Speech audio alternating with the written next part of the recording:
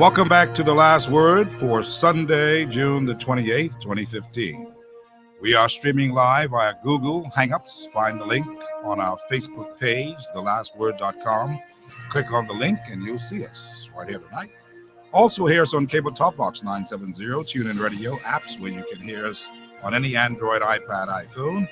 The Last Word is also streaming live on Peace on www.peace1075.com. Tonight on The Last Word, a little change of a format. We shall pause midway during the show to hear your comments and feedback on our discussion tonight. Therefore, you can text us at 376-9234 or phone us later on at 325-0235, 325-0242, 325-0252. Don't use your phones right yet. We're going to do that around 6:45 this evening. That is when we shall take your calls, and you can text us anytime during the show. You can text us throughout the show, but a change in the format, as I said, tonight we want to make sure that we entertain your calls at 6:45 going up to the 7 o'clock hour so that you can get your say and your word in on The Last Word. Our panel includes tonight Paul Moss, lawyer, businessman, financial and political analyst; Margot Blackwell, educator, environmental researcher and analyst, associate professor at the College of the Bahamas. Also, Halson Mutri, noted attorney, meteorologist, political analyst, and public commentator. We're also going to be joined in a minute by Frank Carter, who, of course, is an industrial relations consultant, businessman, and political activist. Welcome this evening to The Last Word. We are happy that you can join us for another Sunday of our togetherness. This is where we analyze and dissect and discuss all issues as it relates to the growth and development of this country. Ladies and gentlemen, we can begin by looking at issue number one. Issue number one, State Minister, the Honorable Senator Keith Bell said this week in the Senate that we are winning, meaning the Bahamas. We are winning the war on crime in the Bahamas on his government's watch. He says, and I quote, "We are winning because we have a comprehensive plan to address crime and criminality. We have implemented programs to attack crime and its causes." Opposition Chairman Michael Pintard says, hogwash. Bell is disconnected from reality. And of course, the bantering goes on. What does the panel have to say about this tonight as we talk about it on The Last Word? This whole bit about winning the war on crime, it almost seemed like an absurd statement, some people believe. But of course, Mr. Bell is on the floor of the Senate, desperately trying to get his hands on the fact that the numbers have increased as far as murders are concerned to 72 by the 24th of June, 72 murders, and this is just unbelievable. And of course, he says a number of the other crime measures are down because the press is just concentrating on murders and the rest of it.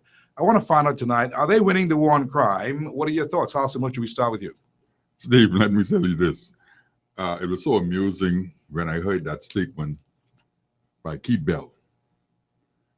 The immediate thought that came to me was that someone must have just rung his bell because he seemed to be suffering from concussion-related syndrome. He could not be serious that at this time, the Bahamas is winning the war on crime. As a matter of fact, I'd like to correct something because I'm of the view that there is no such war, first of all. There's no such war on crime. And I believe that is the wrong approach to resolving issues related to, I would say, indiscipline, lack of knowledge or ignorance in the society, breakdown in the family. The scope of crime cannot be categorized as a war, because the moment you do that, you're setting yourself up for resistance, for rebellion, even to the terrorist level. And I don't know why the government continues this song. As a matter of fact, a number of governments over the years, that there's a war on crime, there's a war on crime, as if you expect someone to be at war with the state. The consequences of crime are social and economic, that these the elements in society that really lead to crime. Breakdown in the family, lack of education, lack of resources, lack of opportunity to get jobs in the economy. Those are the criteria normally that determine whether crime is on the increase in your society or in the decrease.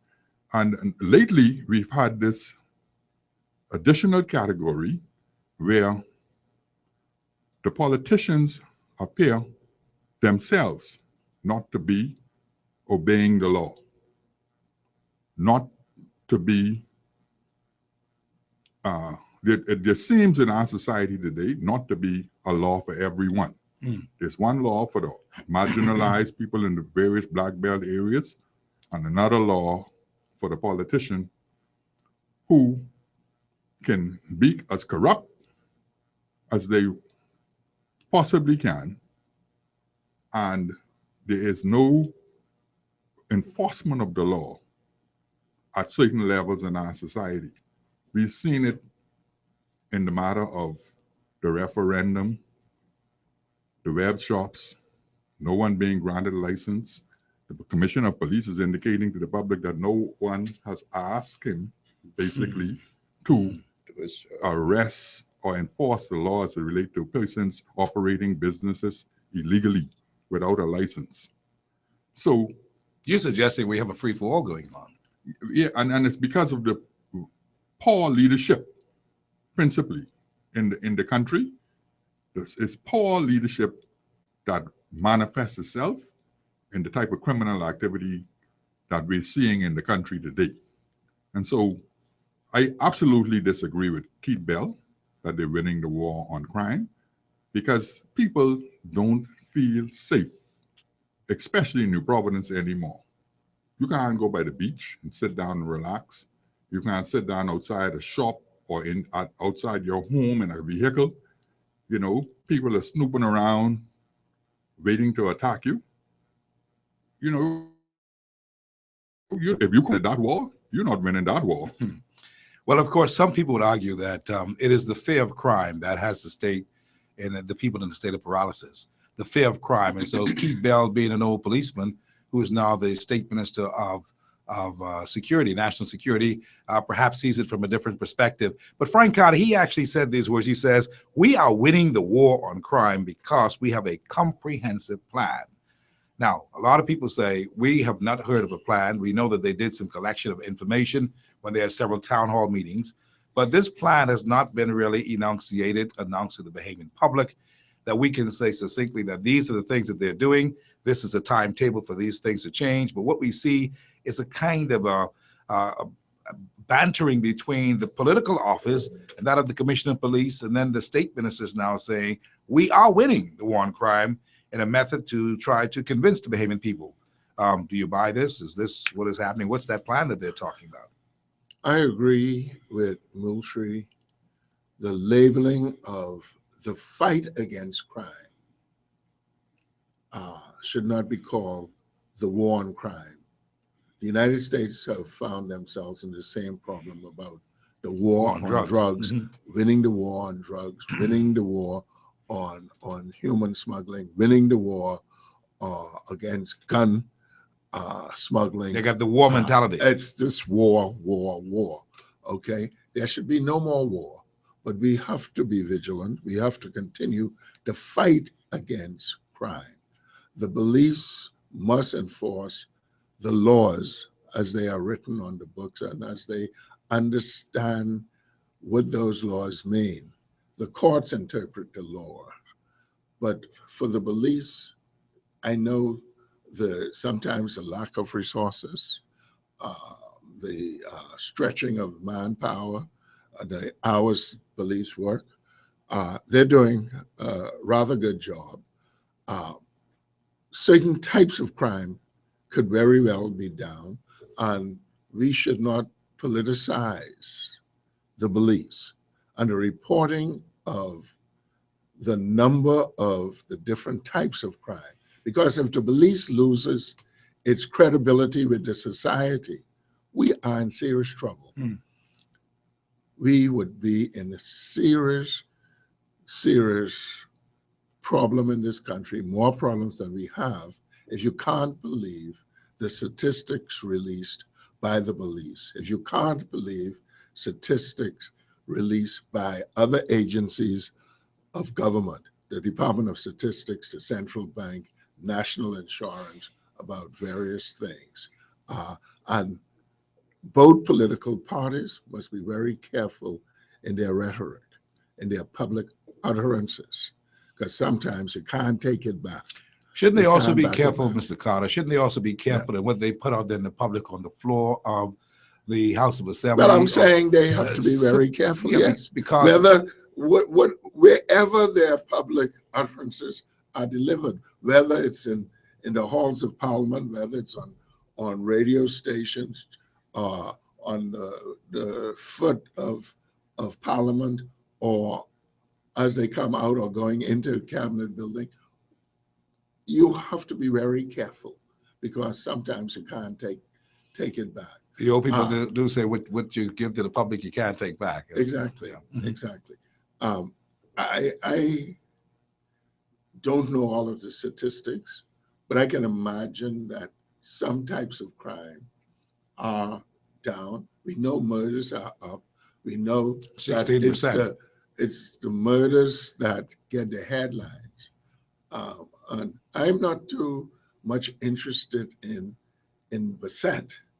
I'd like to know the raw numbers when it comes to crime. How many of our citizens or visitors, if it happens to be a crime against a visitor, a non-Bahamian, non-resident, how many have occurred in a period of time? How many, we're reaching the end of June, how many have occurred or would have occurred by June 30th, so we can look at January to June of 2014, 2013, and see the trend. This is what they've done to get their 16% based on the numbers. Yes, I realize that. I realize this comparison of 1 year to the next. I understand how percentages are done, but I'm still saying for the public, they want to know the numbers, and the newspapers are right in reporting the numbers. I have no difficulty with that, and I agree to some extent on some of the causes Moultrie identified, but it's going to be a continuous fight to change the mentality, to change the way of thinking. And unfortunately for our development, too much resources now must be diverted from education, from college, soon to be University of the Bahamas, from public health institutions for this fight against crime. That's what you call it. Paul Moss, Michael Pintard, who is the chairman of the Free National Movement these days, he also sat in the Senate at one point. He says what Bell is talking about gives one the impression that Bell, and perhaps by extension the governing party, appear to be disconnected from the reality of what the situation is in our country. How do you find that statement and that of Bell's claim that we're winning the war on crime? Everybody wants to say something good and positive, I know, to encourage the troops, but really, I mean, if you're doing this with absent of any, Steve, just one more statement. You're not going to hear any politician in any country say we're losing the war. No, I don't expect on crime or against crime. I expect them to say that these are what the numbers are, as I was asking Paul, and in the absence of that, I mean, how do we measure that we are winning the war, as Bell said? A part of winning the fight or winning the war would be to we should be able to see the effects on the ground. We should see activities going on around the country in hours that traditionally people try to take for cover. And we don't see that. And it's very easy to determine. I mean, if he is talking about housebreaking or shop breaking, that those numbers are down, I don't think that is the true picture, because it's almost like rape. You can say rape is down, but then many women don't report rape. Yeah. And similarly with housebreaking and shop breaking, people just don't report it. because they may call the police and the police may not show up, or they show up the very next day. And we have had experiences with this. I've had personal experience where someone stole the battery out of our generator, and we have it on camera. And so we called the police, asked for the police to come. They showed up, and we wanted to show them the video. They said, well, look, put it on the CD for us and drop it by the station. And so when you have that kind of response, and I'm not knocking them because I understand that they prioritize, and they're saying that because right then they were on perhaps another call that was, more urgent than that. And I understand that. I get that. But I'm saying that if he is trying to deflect about crimes against property being down as opposed to crimes against the person was being up, I think then that he is mistaken. And I can see the disconnect because clearly the public would be saying, what is he talking about? Yeah, I believe the general public is saying that. Yeah, what is he talking about? Because really, businesses are being robbed, people are being robbed in the streets, being robbed even on Bay Street, bags are being grabbed.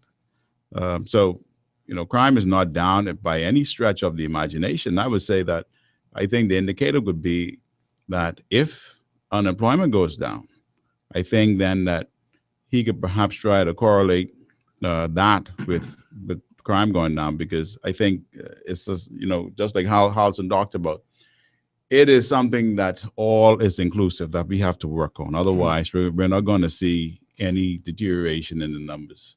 Well, you know something, at least we get an understanding from a politician who is in the Senate, who is on the floor of the House of the Senate, talking what he is talking from a government perspective, because we didn't get that in the debate of the budget from Dr. Bernard Knowledge, who is the substantial Minister of Public Safety or National Security, as we call it.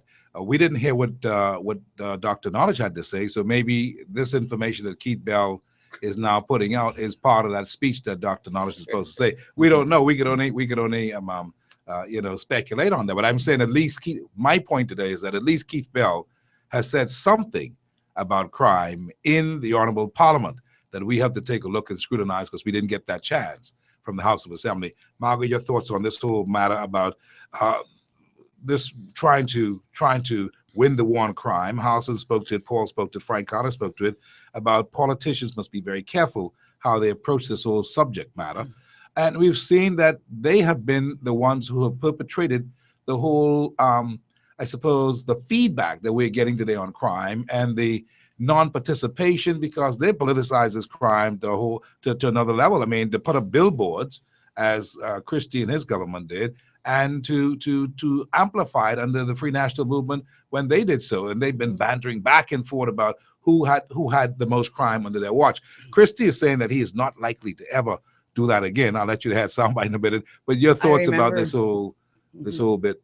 Well, yes, it's good that he spoke. I think that at least we did hear something like it. But I really, I've talked about the issue and the kind of language that we use when we describe things. And on this show before, many times I said, when we continually talk about waging a war, I would love to see us start waging peace. Because waging war requires a particular way of thinking, and it dehumanizes some of the persons that are involved in criminal activity, people that are involved. These are real live human beings. And one of the most effective ways for us to just completely, be okay with killings, and there's been a lot of killings, 72 mothers crying, and 72 families, and by extension, 10 more families impacted by it. So it's a heck of a lot of pain going around.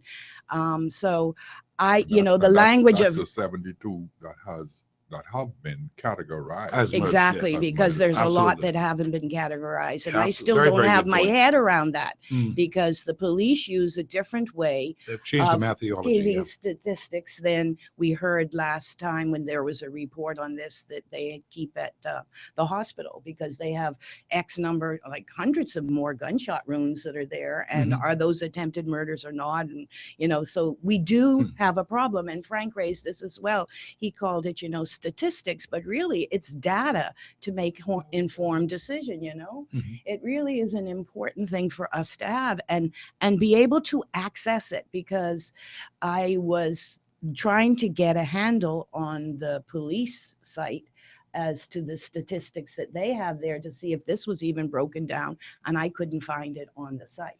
Now, maybe that's just my searching, but I couldn't find it to see. Let me put a number to this. What do we mean that statistics are down? The fear is still the same level it's been, and maybe a little bit higher.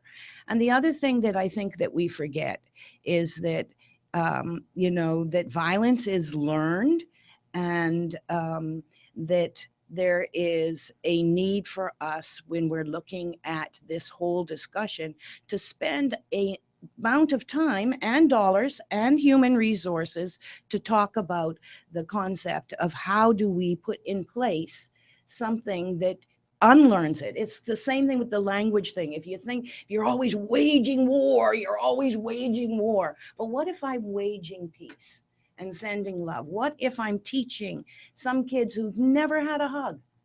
I've met them. I've met them in the school system. Nobody takes them in the morning and said, "Come here, honey, I love you. Have a good day at work.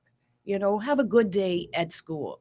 You know, did you have a good day at school?" There's none of that happening for a vast majority of our children. And that's where They're the people come in. enculturated into Mhm, this, you mhm. know. This is something that is it, and then the language between Keith Bell and Michael Pintard, right? Pintard. Yeah, you know, it's a tit for tat again. Time to change our language. We're building a nation. We have a crisis in our country. It isn't about you did this, then I did that. Well, you did that, then I did this. It just reminds me of 3-year-olds that I have at home this weekend that were going like, "You did, no, she took it, no, I did, no, he took."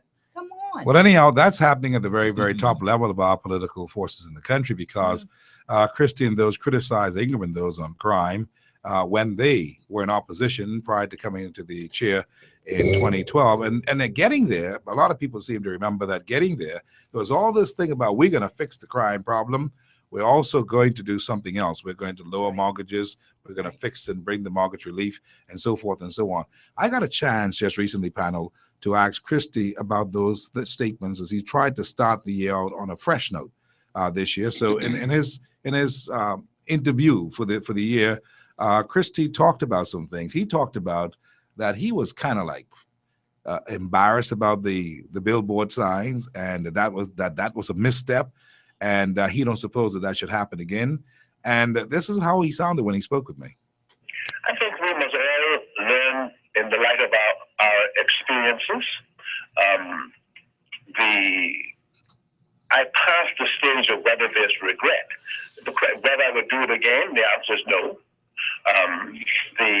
You don't regret in that sense. You move on and you learn. I think tonight you will find that the Free National Movement will speak on crime. They may well be incendiary in their language. Will they regret it? I don't know if that's going to be the question you ask them.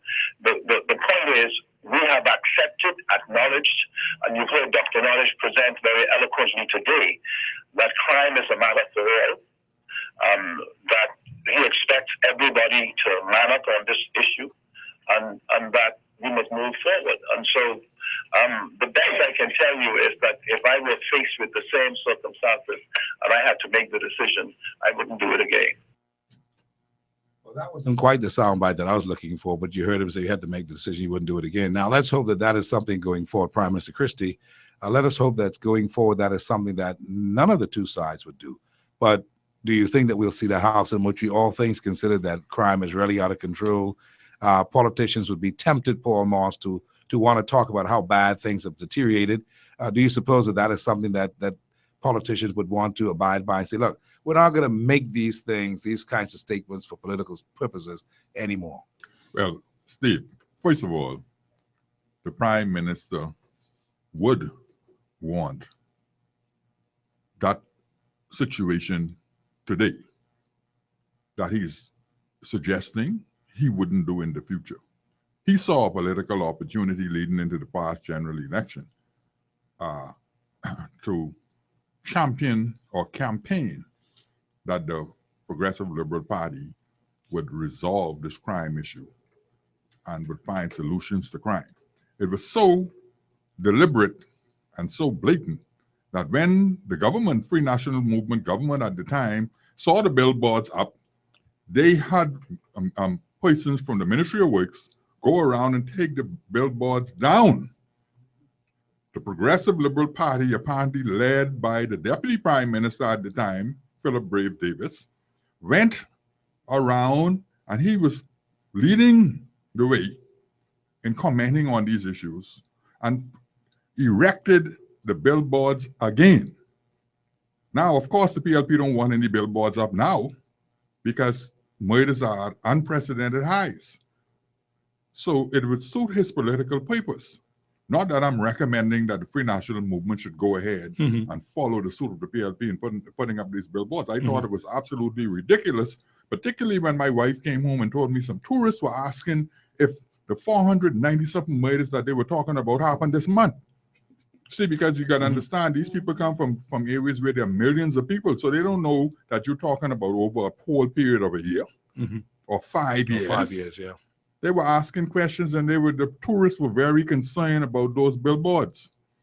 But one thing that's certain is that Brave Davis, he had been making at the time that you're talking about statements that the goon squads was taking down the signs, and so because it was PLP property that they'd put up, he had taken exception to it, and that's what the Tribune had quoted him on this week. When they wrote their editorial this week, they were saying that he had a nerve to do what he did. But I suppose in context, when he was saying that their paraphernalia that was placed up, that they were being torn down by the goon squad, he said, of the Free National Movement. Now, those signs, any right-thinking Bahamian would have wanted to take those signs and burn them right where they were, because that reflected on the country. And Paul, I want to ask you, is this the missing link? Is this what we have politicians not understanding, that we are looking at a country, a Bahamian people, and there's some things that are just not simply political? Yeah, absolutely. But I think that they have learned the lesson. I think all concerned have learned lessons from that. It's never helpful. It's not useful. And when you politicize crime, you realize that you get an opportunity to do what you say you can do about it. And when you get to office, you discover that you can't do anything about it unless you're prepared to do all the things that Housen talked about earlier. That is to say, and what Frank Carter spoke about education, you got to change certain things, which has not happened. So I think lessons have been learned. Okay, Frank, you wanted to say something along those lines? No, but we have to remember that this really started in the 97 to 2002 term of the FNM, when they were saying Mother Pratt was soft. Here we go again. Yes, we are going to go again. Here We will go again. I believe the genesis of this occurred in the 97 to 2002 term of the FNM, with them trying to belittle Mother Pratt as being soft on crime.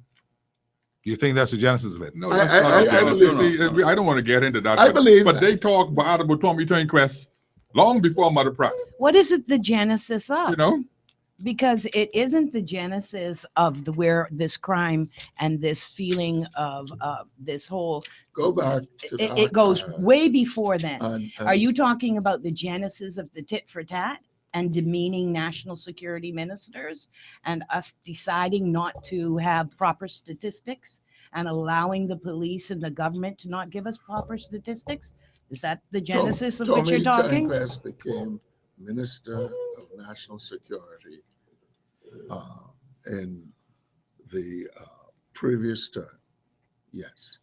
But I had never seen any Minister of National Security criticized as being soft on crime as Mother Pratt. Whether you believe it or not, Mr. Moultrie, that was my observation. All right. well, But it needs to stop. Yes, it It needs. we to all stop. agree on one thing. A couple of things we agree on here this evening on the last word. That Keith Bell, his statements were a little bit off, or plenty off. That Pintard was plenty on in saying that they're disconnected from the reality of things. And as we all agree, that there's just too much of this whole talk about whose fault it is instead of us getting together to clean up the problem. And of course, Halson's observation about the committee's commissioner feeling a sense of being overwhelmed by all that is going on and trying to manage the business of crime fighting while other politicians are trying to also do things from their perspective. And this is causing a bit of a problem for the Bahamian people and, of course, our citizens who are still suffering from the fear of crime in a big way. Is there anything that we want to round this particular part of our discussion on about the fact that there is too much crime?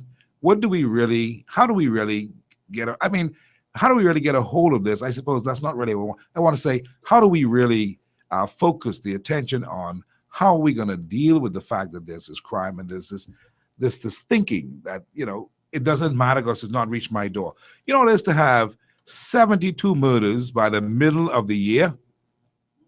I mean, this is really something for us to think about. 72 murders by the middle of the year. We got another six months to go. We just go with what they were doing now. We double that just so easily. And seems to me that nobody is really paying attention to that. Nobody really in the clergy, basically. I mean, and I hope that's not an unfair statement or perceived as one, but I think we need to hear more from these institutions along the line and something concrete from politicians or would-be leaders who need to be able to look at this and say, here's what we ought to be doing from a home remedy point of view, as opposed to all this stuff about we're going to throw more cars and give police more vests. And this seems to be really getting out of control in my mind. Well, that's a part of it, but we do need more neighborhood policing, community policing.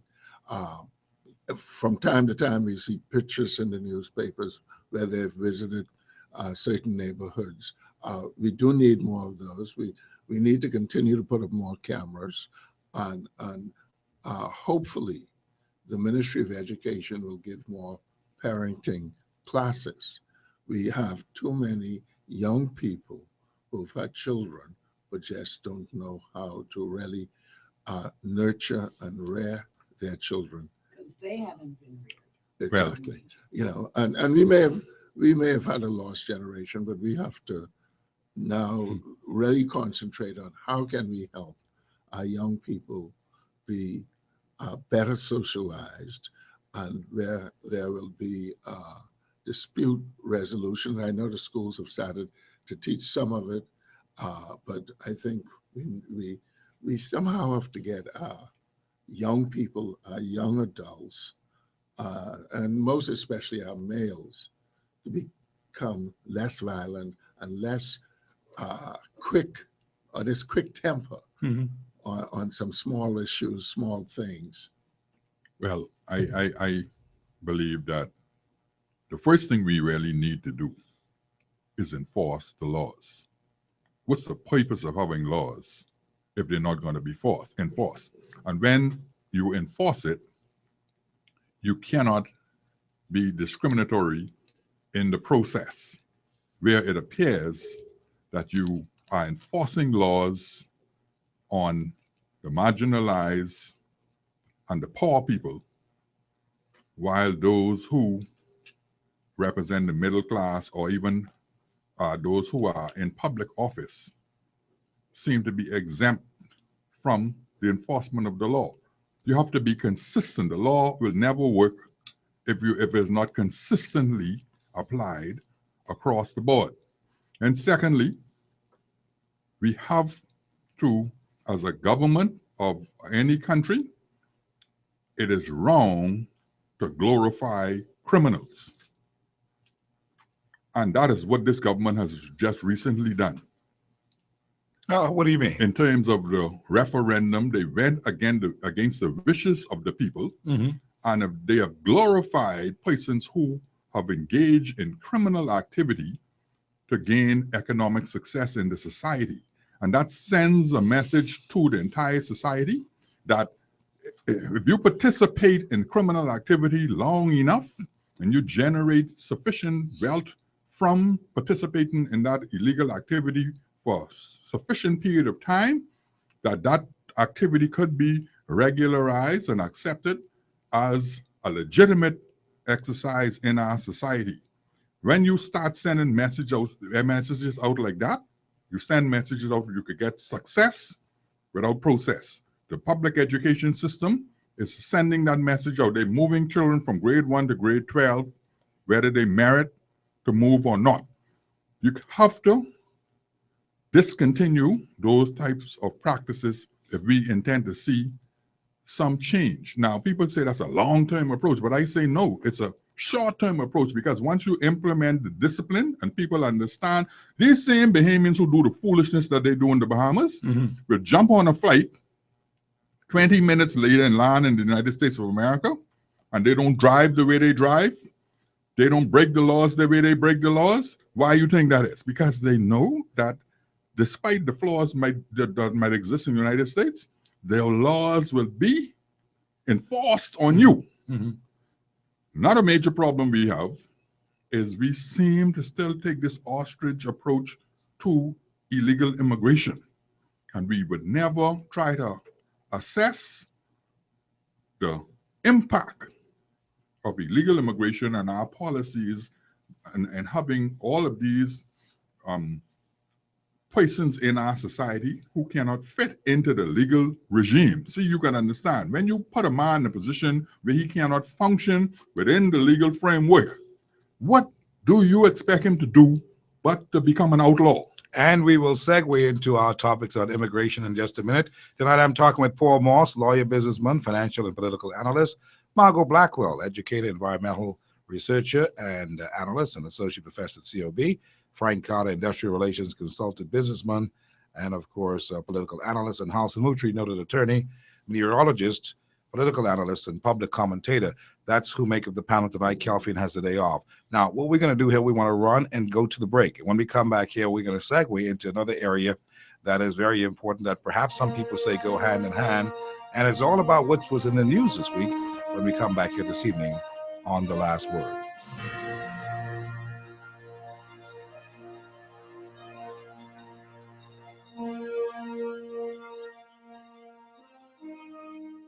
At Henry F. Storr Electric Company, we supply all your electrical needs for any size project, from residential housing to luxury hotels. We can help you achieve just the right look, from doorbells to chandeliers, table lamps to ceiling fans, wire, conduit, panels, dimmers, switches, plugs, and even tools. And don't forget light bulbs. We have those hard-to-find, energy-saving fluorescent bulbs and more. Henry F. Storr Electric, number 135 Matthew Street.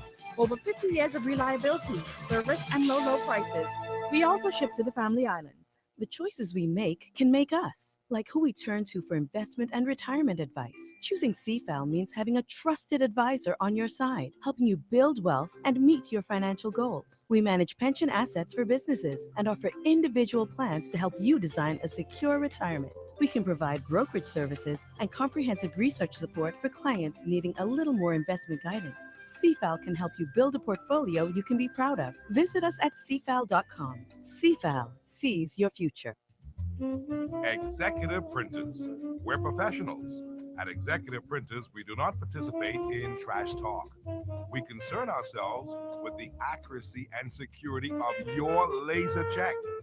That is why we put 15 securities on your laser checks.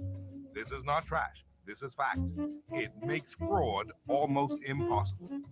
Call us today at Executive Printers at 393-5011 or email us at sales@epbahamas.com. That's sales@epbahamas.com. Executive Printers. Laser checks. We do them right.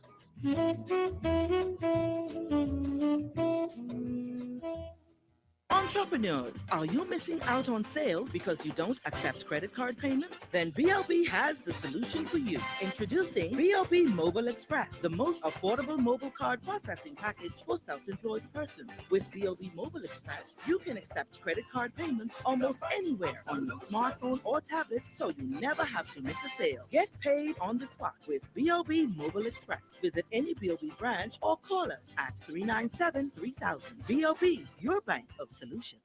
Oh, well, love my island. Oh, my island made. Oh, well, love my island. My island made.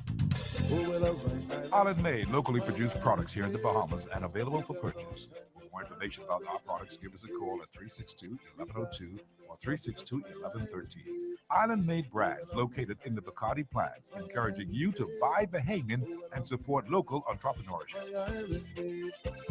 We got in the club, that's my island made. When I fly with Sky. Sky Bahamas. When I fly with Sky. Sky Bahamas. Oh, the plane them spanking clean. The pilots them voice red. They fly you out on time. They fly the attendants red. Service is their passion. With you they take good care. Safety is their culture. Yes, they'll get you there. When I fly. Fly with us to Fort Lauderdale or the beautiful Bahama Islands. Book today at 702-2600 or visit our website at skybahamas.net and experience Sky.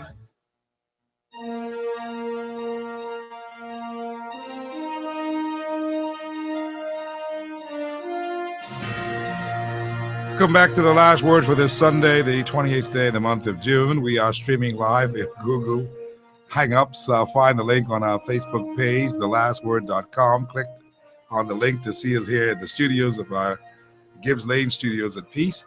And you can also hear us on the cable top box at 970. Tune in radio apps wherever you can find an Android, iPad, iPhone. You'll pick us up there. The Last Word is also streaming live on www.peace1075.com. And at about a short time from now, in fact, I did say that we're gonna segue right here and go to our telephone calls. You can get on the phones right now and you can call us to give us your comments on our discussion so far tonight and your feedback. 325-023546, 325-024243, and 325-025253. You can also send us a text right now at 376-9234. We'll be taking your calls at this particular time should you have something you want to say to the panel here tonight at The Last Word. We promised that we were going to segue into this immigration bit. This is issue number 2 tonight on The Last Word. Frank Carter. Fred Mitchell getting tough on immigration has caused some in the private sector to notice and even complain that the new policies may mess up the new investment and eventually the economy. Mitchell says this is not so at all. Respected businessman and former Chamber of Commerce President Dionisio de Aguilar and former State Minister of Finance Zhivago Laing are of the view that unless there is liberalization of the immigration policy, the Bahamas should brace themselves for significant decline in foreign investment and a further stagnation of the Grand Bahama economy, someplace now that needs all the shot in the arm that they can get. How does the panel respond to this? Because Mitchell did respond, and Mitchell said a whole lot of things and says that nothing's doing. He's sticking with his guns on this particular matter, and he will do what he has to do to clean up the country. He needs to stick to his guns. For too long, we just haven't been very vigilant on making certain that Bahamians are trained and given the opportunity in so many instances, so many cases. I saw an ad in the newspapers just this week, and I know it was meant for an expat, the qualifications needed.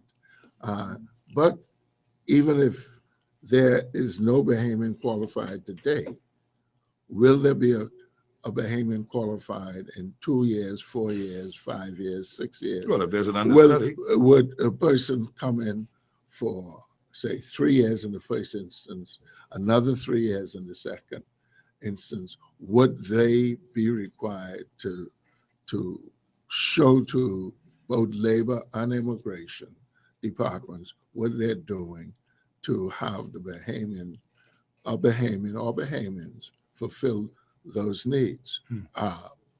And I think both of those departments must get tougher, and they must demand more transparency by the employers. But Bahamians also must find out, and this is where labor comes in, what opportunities exist within the economy. That should be distributed to all of the school guidance consulates. There should be a website that people can go on and see that, Frank. Website, but also, this is the age of technology. No, but you also need the guidance consulates I agree with that. in the schools to help. When a child goes to a guidance counselor in the 10th grade, who may be in the 10th grade, and he should know what career choices there are within the economy. Mm. Yes, he can go on the website, his parents can too, but the guidance counselor looking at his academic performance, and it doesn't have to just be the academic stream, it can also be the technical vocational stream, because there are many opportunities within our economy in the technical vocational areas.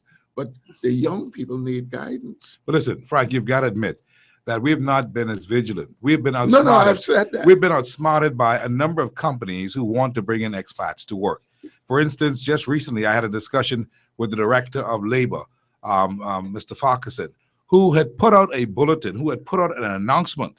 We talked about this. He had put out an announcement to say, look, everyone in this country who has a Bachelor of Science degree and whatever, please come and log in, sign up at the Department of Labor, so that we can know that when these people come, that they need a certificate to get a work permit to have these people come in, that you can look at your own list and say, well, no, we have about 10 people who can do this. We have, but people have not, Bahamians have not been going to register Steve, as well as they should. Steve, on that point, Mhm. after a visit to the UK as a guest of Her Majesty's government, where we visited a number of centers, we must have the touch computers in our malls to make it easier for them to register. Yeah, and that's all it would Yeah, take. because they require them to come down to the, You to the know, you have to department. go Mhm. into the community. Not everyone will go down to Clarence Main Building. I'm sorry, but I saw.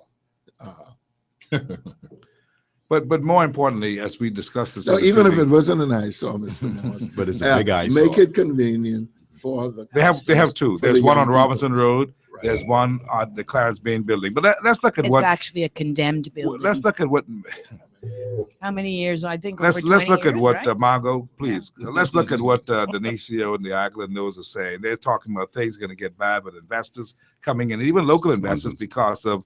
because of this whole advanced immigration policy that Mitchell is pushing. Mitchell says it is not so.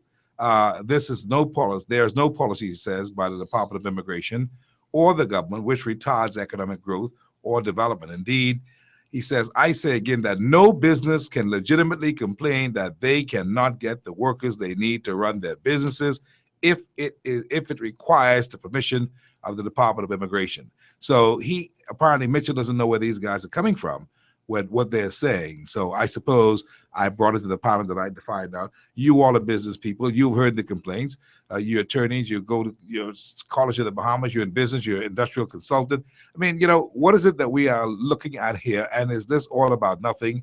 And the real big picture is about the repatriation of others nationals going back home. If this is the real crux of the matter that these guys are getting. Well, I think what is happening here is that on the one side, you have Bahamians who have looked at the immigration department and saying that there are thousands upon thousands of work permits that have been generated over the course of the last 5-6 years, upon which we call ourselves to be in a recession or coming out of recession. And they have saying that these people are able to get jobs in their own country, in our country, which they are not able to get. Then you have others on the outside who would say that, well, this is necessary because people need to have persons who have the capacity to work inside the business, so they have to bring people in. Well, I do not subscribe to the position that it is the immigration policy that is causing problems with foreign direct investment or other kinds of investment. I think that the direct issue with that is corruption. It's corruption. It has nothing to do with your immigration policy, because immigration around the world at this time is severely tight. You can't go Everybody's anywhere. cracking now. I mean, I'm telling you, you can't go Britain. anywhere. And they're doing so much injustice. I would call injustice to families that I've seen in other countries. It's just unbelievable. So it's not like the Bahamas is crunching down. The policy has been the same policy forever. Yeah. But it is corruption. But how come people don't get that? You're saying they don't get that, but the real McCoy is corruption. It is corruption, because why should it be when a foreign investor comes to this country that he must meet with the cabinet of the Bahamas? Should never happen. Should not be. Because why? This is a country of laws, and the law should speak to it.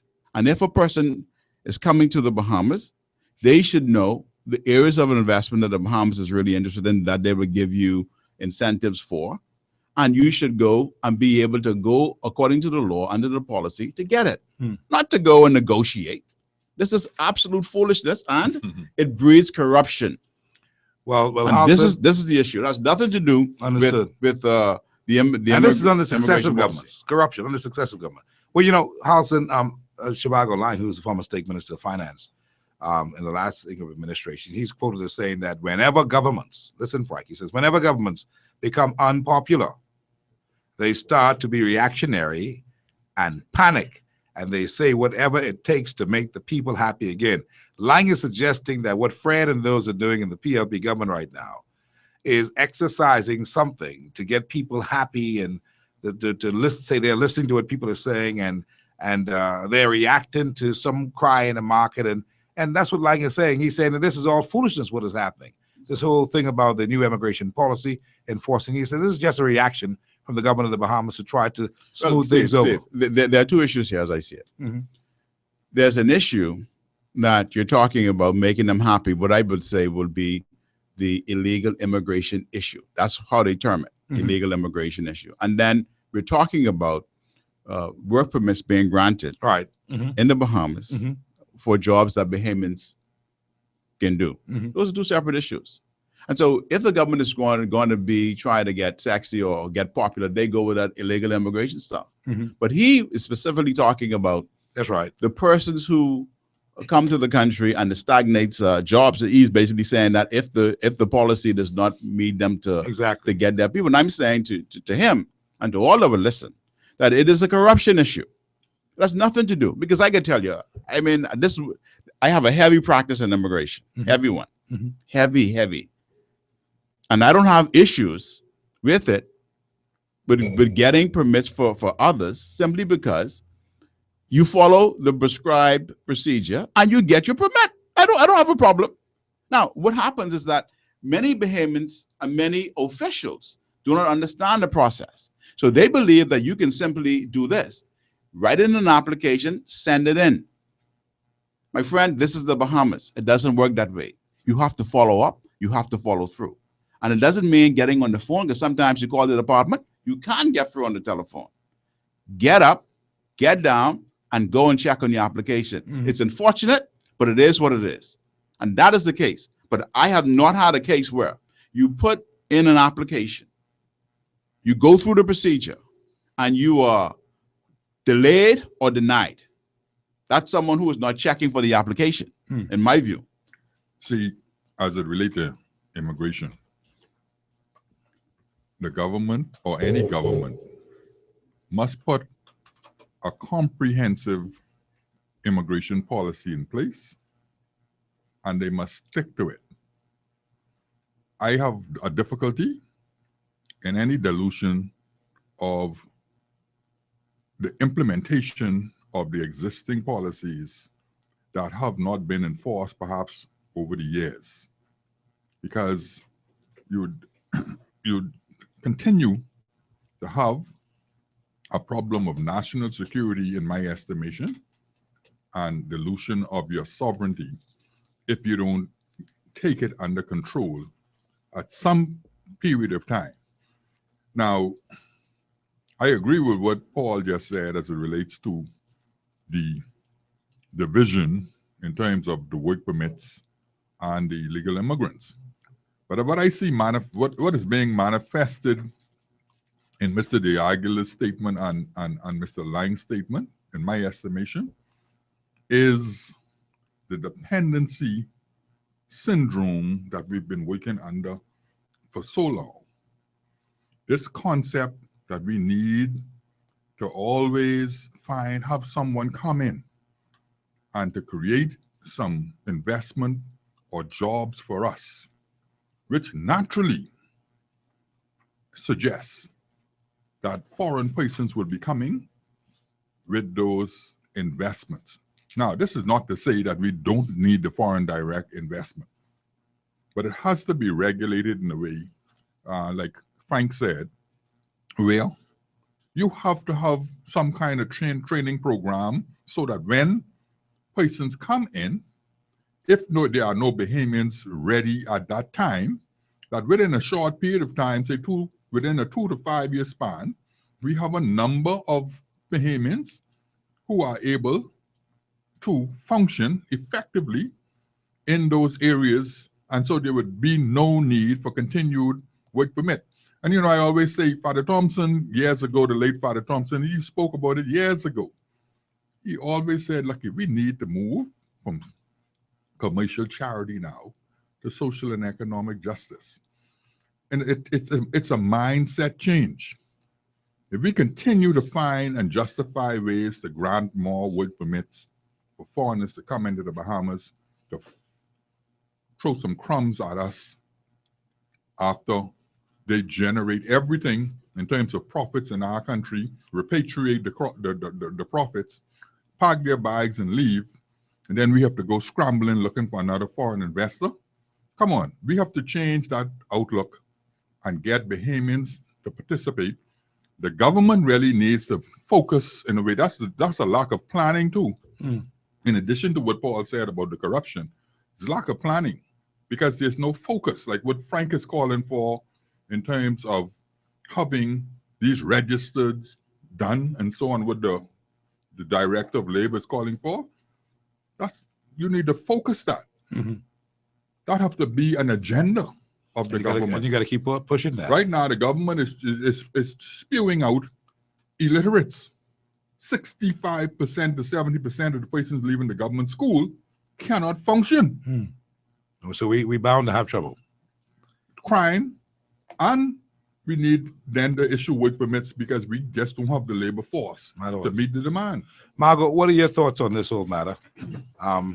Immigration, we better watch out because, the way that we're dealing with these things, we could wreck the economy with the new investors and even further stagnate at least the economy of Grand Bahama, because Lang is believing that this is what has hurt Grand Bahama's economy with persons who want to come here. He must have forgotten about the Port Authority.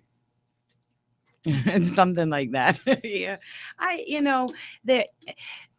I didn't bring them today, but I wish I had. I have some articles that are from like way back in the 60s and just before majority rule, and the fear and headlines all over the world about the blacks are taking over the Bahamas. Oh my God, business is going to die, not so much that Black Bahamians couldn't run things, but then there was going to be a change in the rules. And, there was articles that talked about the fact that, if I go to the Bahamas, there's not a populace of persons that can help me with my business. I have to be able to bring in my own ones. But my Lord, do we need bartenders? Do we need secretaries? Do we need administrative assistants? Do we need architects? Do we need these kind of people to help us anymore? And if we do, shame on us for 42 years of independence that we haven't really understood what we need in this country to keep us going forward. And the fact is, we've allowed immigration has been a big money maker for us. Very true. It makes more money than you see some of the, I still need to get the budget to analyze a couple of things that have come up in some of the conversations, because you see it as something that has helped the Treasury in many, many ways. However, where has that money gone to build capacity in this country? Again, we have a government that's withdrawn money from the secondary and the tertiary level institutions. I mean, COB is functioning this year with 9 million less than it had 3 years ago. Run the carnival. Exactly. and BAMC that is non-functioning pretty well. So we go, we when we look at this, we really still, as Halson says, we don't have an immigration policy. Yeah. Where do we go to? All of what we're talking about as policy right now is really how are we dealing with what is, rather than the repatriation. What are we going to have to do going forward? Well. And where do we put our resources behind the human capital? Because it is insane today for anyone to say we don't have a Bahamian that can't fill any post. The bottom line, though, is there is this. I don't know the name for it. It's not the orange economy or anything, but there's a whole way of being at the top because we have had all of our financial businesses, most of our tourism business, all this kind of thing that's mostly foreign owned. There is this little incestuous thing that happens up there, and there is a glass ceiling. Not just for women, we got a double layer glass ceiling. A glass ceiling, yeah, that's true. There's a glass ceiling there that Bahamians don't go above, and they trade and they keep the wages down. Yeah. Like I said, how could someone who's worked for 15 years in their business as a scientist and be offered a job after 15 years, postgraduate honors degree, okay, a bachelor's honors degree, and then be offered $22,000 to start? How's that work? How does a 35-year-old Bahamian professional live on that? Well, it's very difficult, but part of the problem in our country is this. We have to recognize, though, that when international persons come to the country and they set up a business, if they set up that business, they naturally want to bring in persons who will run that business. And we have to accept that. Yes. We have to accept that because that is just how it works. Now, there's a cost for that, Paul. If you're allowed to do that, there has to be a cost. If I go to New York, it's the same else. deal. There's nothing changes with that. The Bahamas is not unique in that way. In fact, if you go anywhere, you could say, I'm setting up this business. I want to bring this person in to run it. And that's all it is. There has to be a cost. And I'm saying that the way you counteract that is that when Bahamians do work in those businesses, those Bahamians ought to have the opportunities to run or own a similar business. Yeah. We don't have that. And we exactly. That's the other part. We don't have opportunity. We don't have that. We miss. Do you have a meeting with cabinet when you're about to We invest? also miss the opportunity, team. Exactly. We missed the opportunity when these offshore banks in particular and other places where they closed down and the Bahamas have been told we'll go behind them and get a job as opposed to the government create something where we ourselves an opportunity. And yeah, an opportunity has been missed right there, but it still has an opportunity for them if they really can see the policy to really help Bahamians. And I said this, we could talk dynamics, but there is a way to do those things. We could actually do it, but when we say that a person comes to the country and that there are layers of glass ceilings that you can't get to the top, it then means that you got to break the ceiling. Right. And how do you break the ceiling? You break the ceiling by having some of the business. And how do you do that? The government has to grant licenses. A lot of these businesses, right? Let's look at financial services. It is not because Bahamians lack the ability. I've said this before. There's nothing complicated in financial services in this country. Nothing. Okay. And so nothing that Bahamians can do. So all I'm saying though is that the person who has the business with the double glass ceiling is someone who got a license. And the reason why they got a license is not necessarily based on the requisite experience, because we all have the experience. It is based on the capital injection that license requires. Yes. And if you want to build a country, you have to be deliberate in building your country. And you have to say, well, and you can't apologize for it. Absolutely. Absolutely. And that's what you do. Yeah. And so you grant the licenses. There's a lack of planning in that regard, because in other nations, like, for example, in Singapore and Hong Kong, some of the stories that I've read and as it relates to their policies, when they attract foreign investment, they have policies in place. They know the foreign investor is in transition for the most part. They hang around for 8 to 10 years or so, and they sell their business and move on. And perhaps another foreign investor buys the business and carries it on. That's what happens in our tourism industry in particular, right? The policy in those nations are that when you come in, there's going to be a certain amount of capital transfer to the indigenous citizenry of that country, so that by the time you're ready and you've gotten sufficient profits and you're ready to pack up and leave, the ownership is transferred to the local citizens, who not only are able to run the business by that time, but they will become owners Key word. of the business. Well, anyway, the bottom line is that we began this discussion on immigration because of what two individuals say, respected businessman, Dionisio de Aguilar, and a very, very good businessman, and of course, Shivago Lang, who has been State Minister of Finance. But Mitchell says, no, it is not so that they're doing anything to hamper and set impediments there for people to come and do business by their immigration policies. He says, far from it. He says, if we follow, and here's how I'm going to wrap up this part. He says, if we follow the advice of Mr. de Aguilar and Mr. Lang, it appears that we should do nothing and allow people to breach our border without let or hindrance. This cannot stand. Not on my watch. I am pledged to defend the sovereign integrity of the Bahamas, and to the best of my ability and with the help of God, I will. That's Mitchell talking. And so Mitchell went on to talk about other things, about updates of those who they rounded up on Bay Street, working out there without permits illegally, and many of them were Indians as well. And the people have been talking about the Indians coming to the Bahamas now and taking over Bay Street with the jewelry stores and all that. And Bahamians have been put out of jobs at Scans just recently. The Scans restaurant that closed down. They were supposed to have gotten some kind of a restaurant in Bahama, but that's not open yet. And so the workers who were working there now been laid off until they can make some arrangements to get things going for the staff of Scans. You wanted to say, but I've got to go. We're on time. 9 past the hour. Go ahead. I just wanted to say that is a very powerful statement that he said. That cannot stand, not on my watch. I'm pledged to defend the sovereign integrity of the Bahamas, and to the best of my ability and with the help of God, I will. I want to say, Mr. Mitchell, could you please deal with the NSA and please explain that to us? Thank you very much.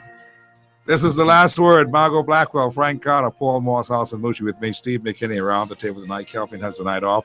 When we come back here, we open the door to politics because some fellas are ready and they're jumpy. And somebody in the peanut gallery says, well, if you feel froggy, jump. And we'll see exactly what happens.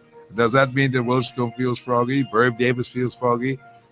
Who's feeling froggy? I mean, Christie's perhaps watching with great interest from the sideline with nothing much to say just yet. But he's just staring, and his stares alone are making some people acquiesce. Or is that what you call it? It's the last word here tonight. When we come back, we take your telephone calls as well as your text messages. I hope to read some in a minute. 376-9234, the text messages. You can send us a text. We're coming back after these words.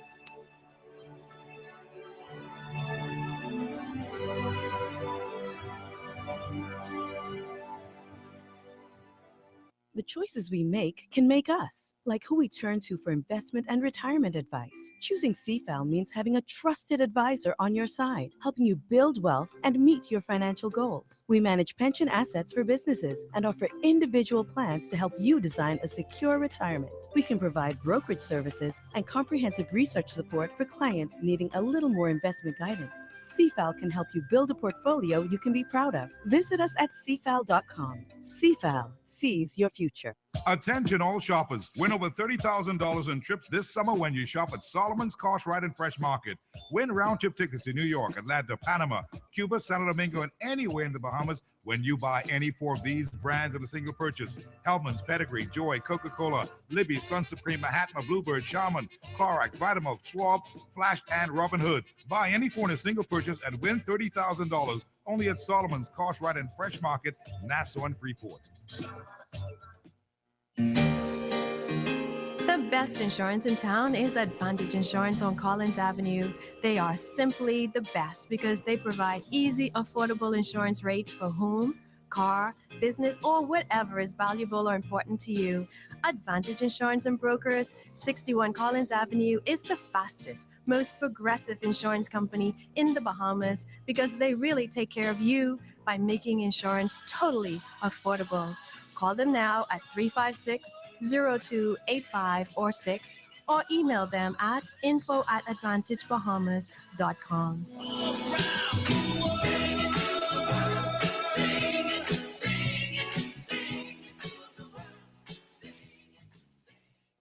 Anna, Bill, Grace, Rose, Larry, Mindy, scary names they are not unless they become a tropical storm or a hurricane. And if they do, nobody prepares you better than Super Value and Quality Supermarkets. Par Excellence, Par Bar Rice, 5-pound bag, $2.99. Chef Boyardee Spaghetti and Meatballs, 15-ounce can, 2 for $3. Hunt's Ketchup, 35-ounce bottle, $1.89. Ocean Spray, 100% cranberry juice, 60-ounce size, $4.99. Chicken leg quarters, 10-pound bag, 89 cents per pound. Shop Super Value and Quality Supermarkets.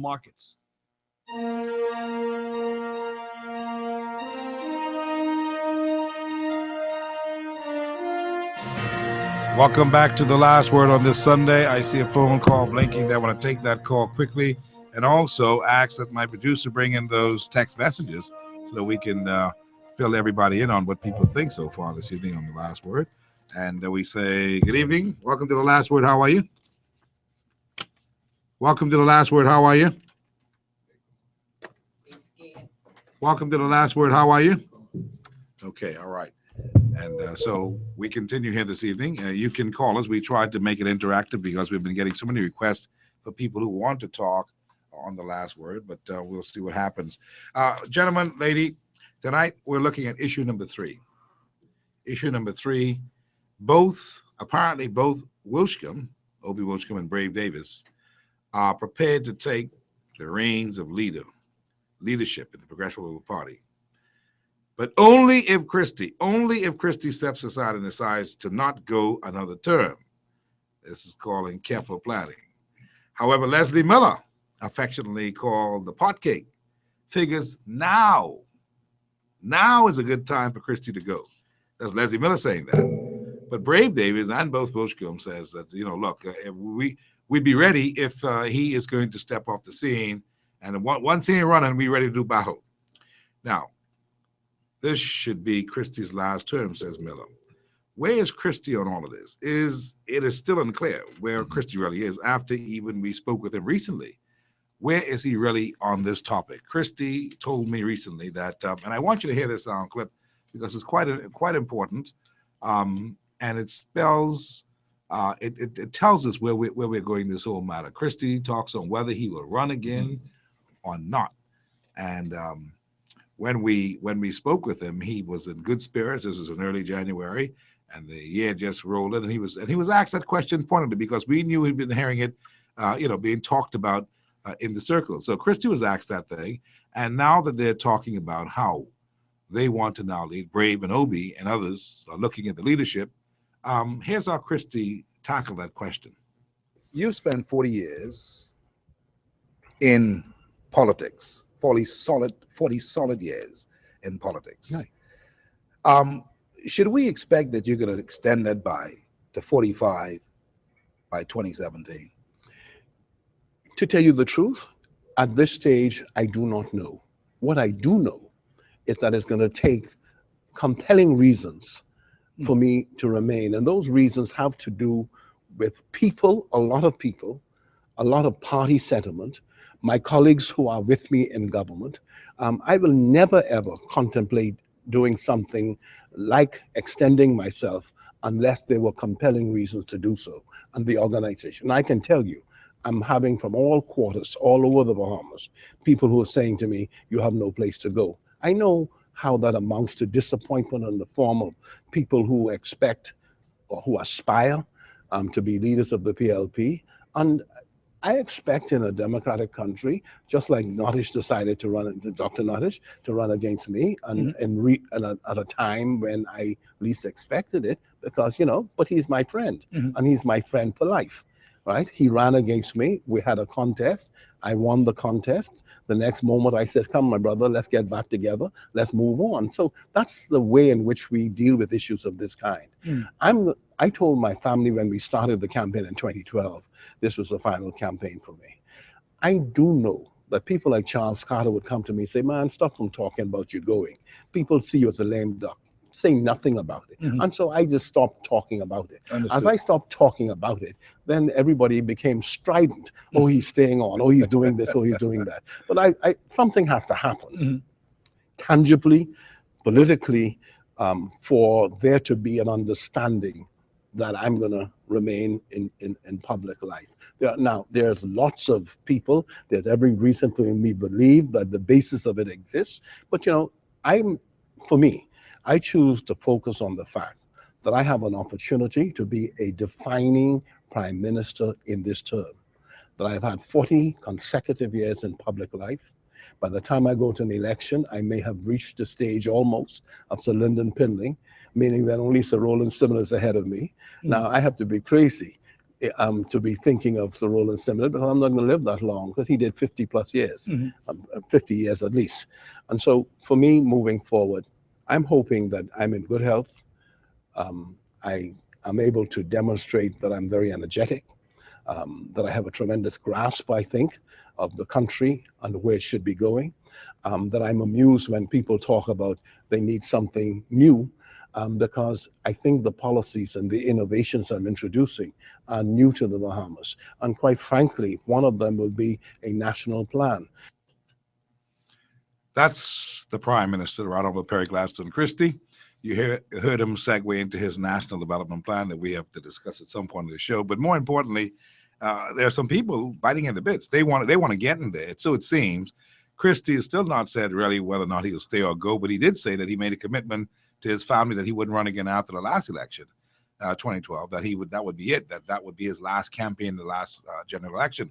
Obviously, there seems to be a change of mind. How do you see this change of mind? Is that why we're having this kind of a I suppose, debate or this talk about who wants to run now for leadership, especially now since Bradley Roberts, the chairman, has already announced the convention for October. It seems like something is close. Something is about to happen. What are your thoughts, gentlemen, tonight on the panel? Halson, Paul, Frank. I think it's more political than anything else. I think the Progressive Liberal Party is under siege. And there's been a whole lot of negative. There's been a whole lot of fallout. There's been the Moss issue. There's been the Rollins issue. Both of them are no longer members of the Progressive Liberal Party. They're sitting in Parliament. They got there by way of winning under the Progressive Liberal Party banner. They're no longer there. There's a question as to how soon Wells will go. There's an issue now with the Speaker, who basically told them that, look, if you don't like the way I run the House, you could do the next best thing. And so there seemed to be implosion within the PLP. And the PLP now has gotten good news, based on what I saw on the internet, that Bahama is likely to open on the 9th of September. So the party has launched their convention for October to ride off that opening. and so is that right, Frank? And so they're now trying to focus all attention on themselves by putting out what I call mirage, political mirage. They're not real. There's no oasis there. There's no opportunity for Wilscombe. Wilscombe couldn't even hold on to the chairmanship of the party when Roberts and Christie launched their forces against him. There's no opportunity. Man, that was a long time ago. Things have changed. Yeah, and nothing much has changed. Nothing much has changed as it relates to the dynamics have changed. House and Moultrie. There's difficult, but one thing about this issue of leadership, it will cause people to talk about the PLP and focus attention on the PLP, and I think that's the goal and objective of what is happening. Switch to script. Talk about the PLP. Get them looking like something good is about to happen. More than anything else. Forget about the national problems. Look at the party and look at this fight. Because they know that everybody's political. They love politics. Exactly. Wilscombe is feeling good as a result of the gaming referendum, or gaming laws, I should say. He's feeling good. Davis has already proven that he is capable of generating a lot of funds for the party. And so he is a viable entity. I heard Alfred Sears, who was even not in Parliament at the time, indicating that he thinks that he's the best man for the job in terms of taking the Progressive Liberal Party forward. And it's interesting that they already have him on the ground and in the initiative to replace Rollins in Fort Charlotte. So I think the PLP is trying to sort of reinvent itself going into October, so that from October, their campaign for 2017 will be launched. What are your thoughts, Paul Moss? No, I looked at the papers and saw the Minister of Tourism, who is interested to be leader, and also Minister of National Security. And quite frankly, they are behind the, should I say, behind the desk, saying they want to be leader, but not demonstrating leadership capacity by just saying only if the Prime Minister is not on the scene. What do you say? Well, You suggesting they got to just go and take the leadership? Well, I'm not suggesting that, because inside the PLP, nothing is going to happen that way, not for the leadership of it. And Obi Wilchcombe knows that very well. He knows it very well, because he contested for the deputy leadership before.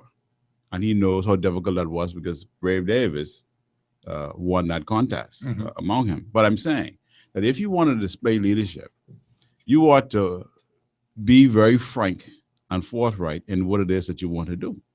Of course, you're not going to challenge the leader. And so you don't have to come back and say, well, only if he is not there. We know only if he is not there that you will then show your hand to be leader, because that's the way it works, particularly inside the PLP. And I can tell you, as someone who contested that leadership, I can tell you. You're a brave man, Paul. Yeah. Because I did what they wanted to do. What they wanted to do, but they did not have the guts to do. But what they wanted to do, they could not do. And so, but going back to that format of the way that is done, I can tell you, the leader at the time holds tremendous sway, tremendous. He is the one who's going to endorse the next leader. So notwithstanding all of those who feel that they're ready, they have to get his endorsement. And I can tell you, he could not have been pleased to have read last Monday's paper to see that his minister, who has been the Minister of Tourism, albeit going on 10 years, who in my view has done absolutely nothing, done a poor job, wants to have the top job. He could not be pleased with that, to have read that, because I would say that came as a surprise to him to have read that. And then in the days to follow, to have Brave Davis, his deputy, who says that he brings himself as a quality to be the next leader of the PLP. I can tell you, that's not the way it's going to work out. And I agree with Fred Mitchell, who I believe displayed some leadership skills in the manner in which he dealt with the situation. He's not dragged himself into it, because at the contest, at convention, then all will be open, and the point will be who is going to challenge, because we know Prime Minister Christie will run again. If you listen to his clip, he said that there must be compelling reasons for him not to run. Yeah. And the compelling reason for him to run is that those who aspire are not capable. Are not ready. Because even the statements tell me that they're not ready. Yeah, but then again, there's some people who may be running. We've heard from Sayers, I said it on the other show, Hard Copy, that Sayers has subtly been saying that, look, this is what he's going to do. If he comes back in, he'll be looking for the leadership. Then there's Fred Mitchell, who on another radio show had won won the appeal of the Bahamian people, because they see him as a man of strength in dealing with the immigration matter. And during a poll, I understood that he just wiped everybody out, because people see that he is doing something tangible. And see, so that may be key. This is what it is about. It is about your track record. What have you done? What is your legacy in the portfolio that the Prime Minister gave you? What could you stand up to and say, this is what happened? And when we go to Mr. Wilchcombe, because I heard Halton talk about him feeling good about the referendum and how he basically championed against the will of the Bahamian people. That's what he did. And he said that this would happen under his watch. He said it. And so that is someone that the Bahamian people and the PLP delegates will not trust. And it has happened. You see, you got to understand politically, this Prime Minister, I think, is at his weakest point. And I say that because he's had some serious challenges from Wells, from Rollins, and from Moss. So you said after he's been battered and bruised, some other people want to step in now and finish taking him out? This is an opportunity time politically for those persons who want to. Plus, it is, in my estimation, at this time coming so close on the heels of those events, a vote of no confidence for your minister in your cabinet to suggest that certain policy changes needs to happen, certain new vision that he would bring needs to happen. That suggests to me that you don't support the leadership and the vision that exists. Sayers basically said the same thing on another talk show.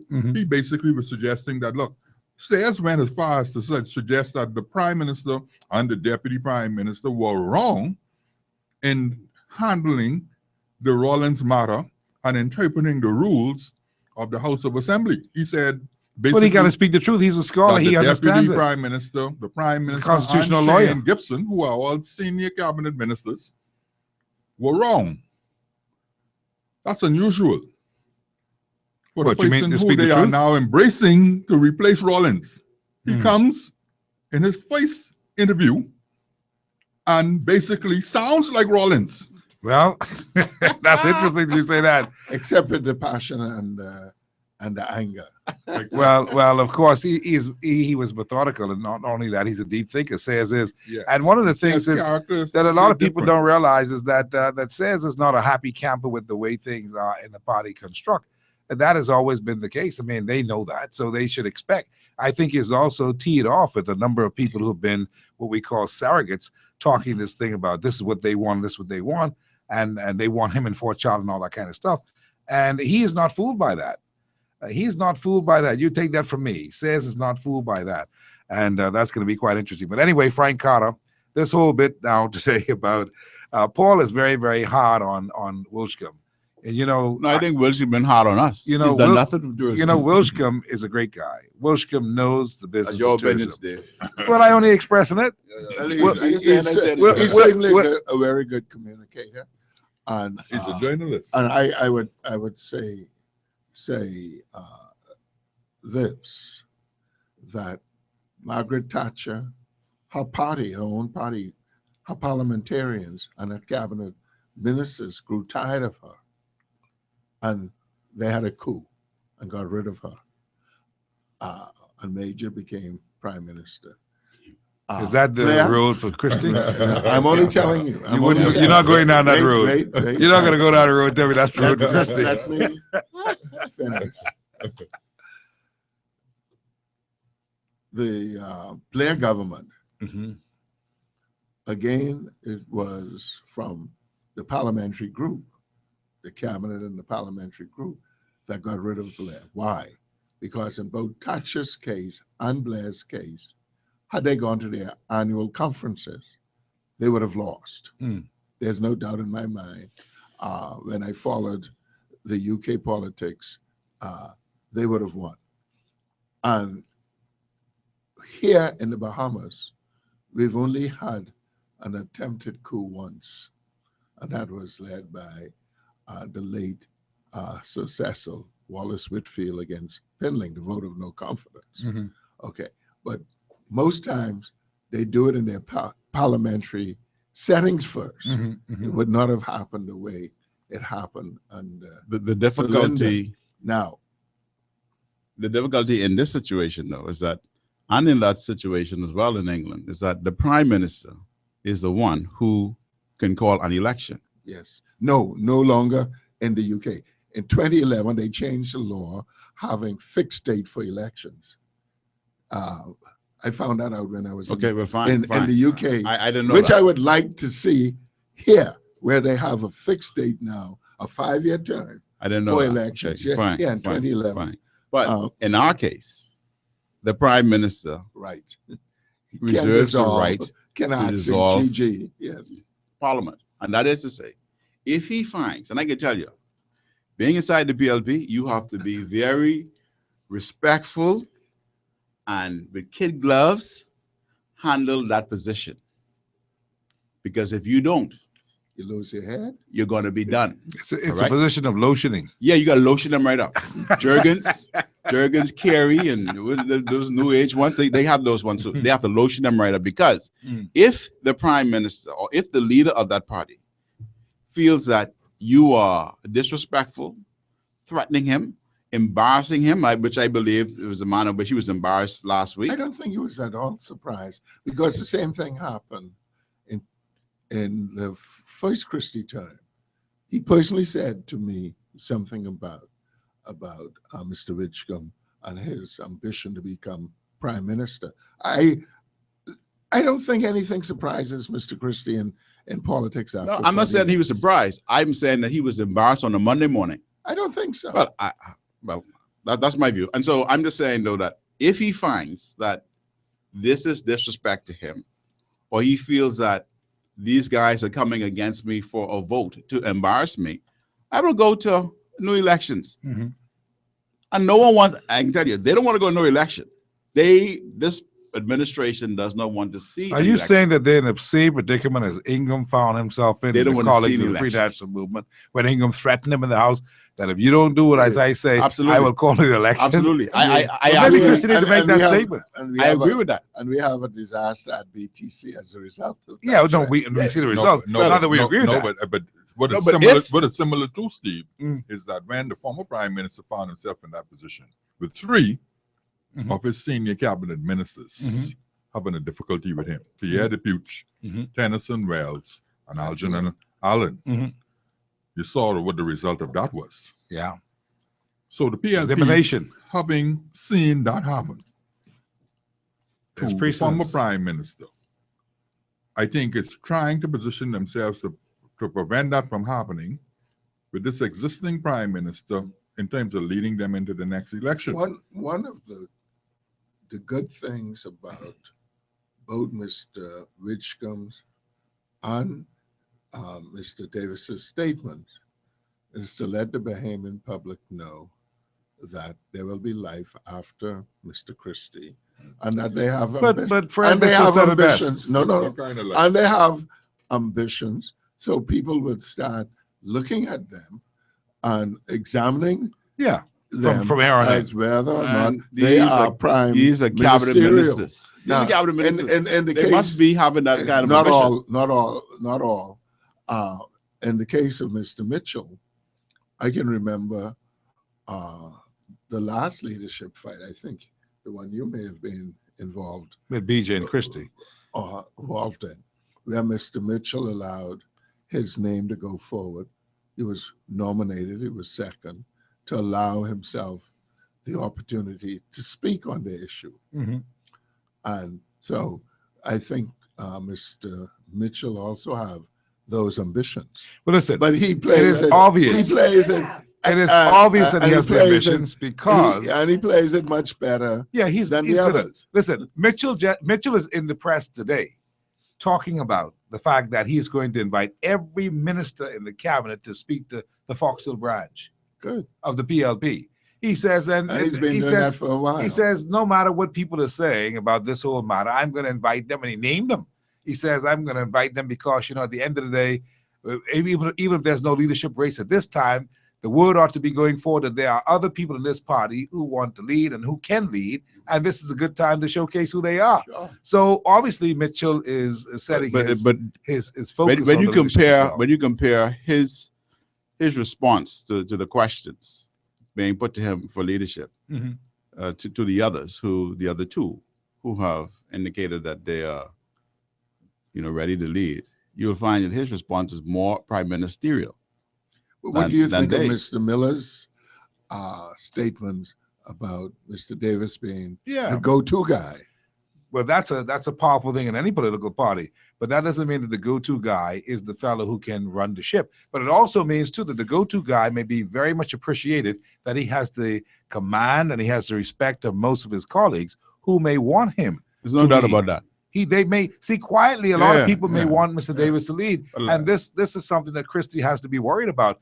whether he wants to admit that or not. But I can tell you, Because Davis is the most logical Well, choice I can tell as you, far as Leslie Miller's concerned. if you look at it, he would be because he's the deputy leader. Mhm. Okay, we take it from that standpoint. And Deputy he, leaders in our system hardly ever make prime minister. well, this is a different Also in the situation, UK but it's a different and situation. Canada, they Yeah. hardly ever Because Frank, like I told Paul, this is a different dynamic now. it's a different, because I'll tell you, deputy prime he, ministers in Canada, Brave Davis, is United- perhaps United among States.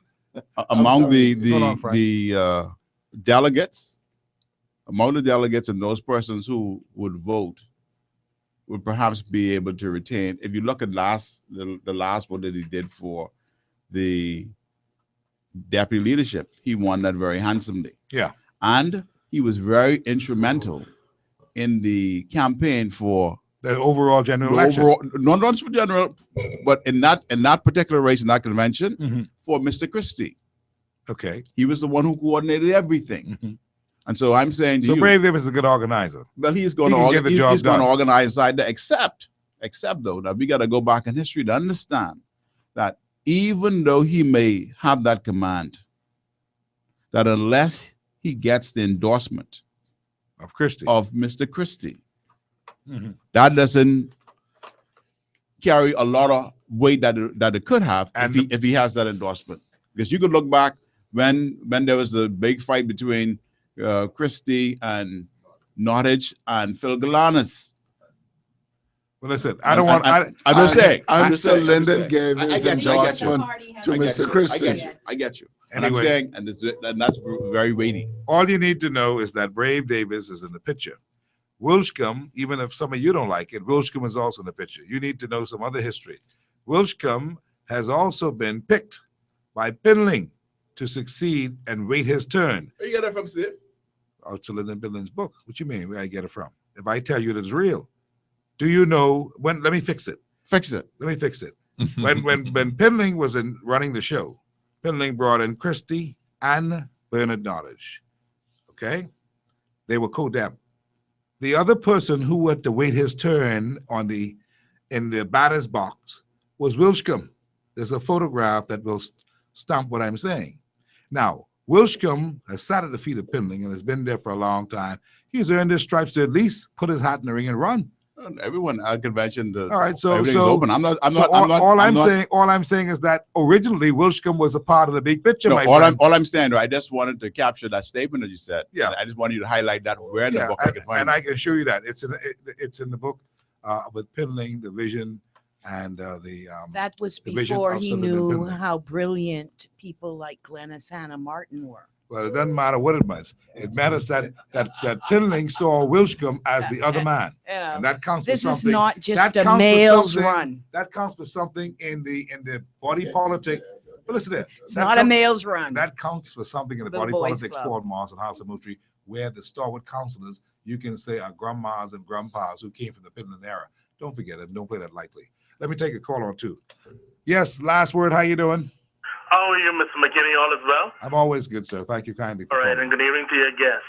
Good evening. Excellent show as usual. I think that Mr. Moss and Mr. Moultrie would be speaking differently if they really knew how the minister's comments got in the paper in the first place. Yeah. You know, he was on a 2-hour show where he was asked, is he prepared to lead or can he lead this country? And he gave the same statement that he gave to the press.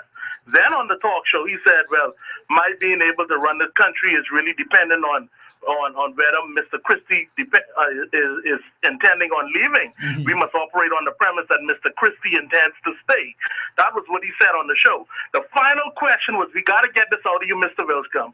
Can you lead this country? And that was when Mr. Wilshcombe said, I think that I could lead this country and I could do it with distinction. That was the statement that made the press.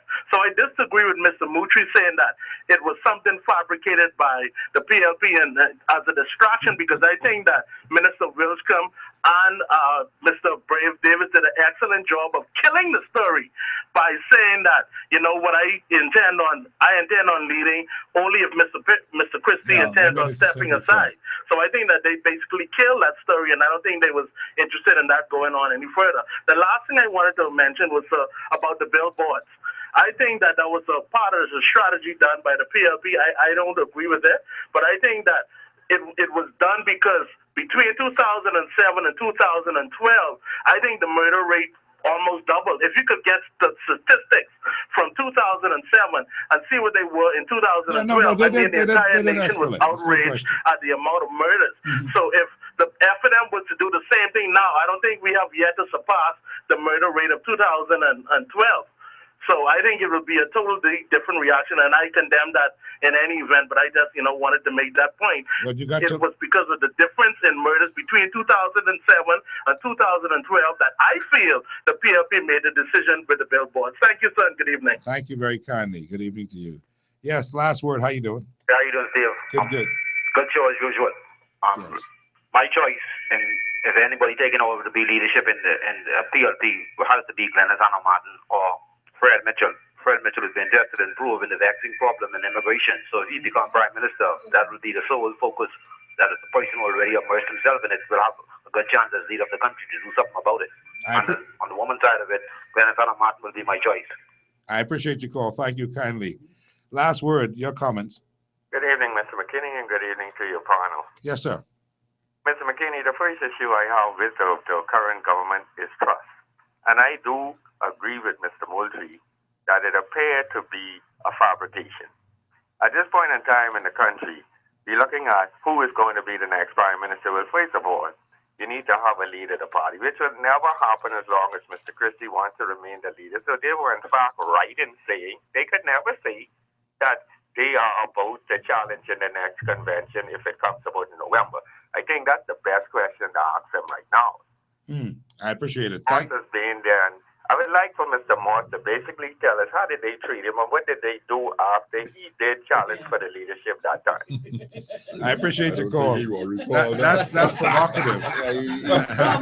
Why would you want Paul to have a nightmare tonight? I try to get ready for it in the morning. It's as bad Well, as fear of crime, while right? we're here on calls, let me just segue here and take these text messages that came in today on the last word. Good day, last word. I jumped in early. I like match Mr. Bell. Mr. Bell, show me the numbers. Oh, he said he wants Mr. Bell to show him the numbers.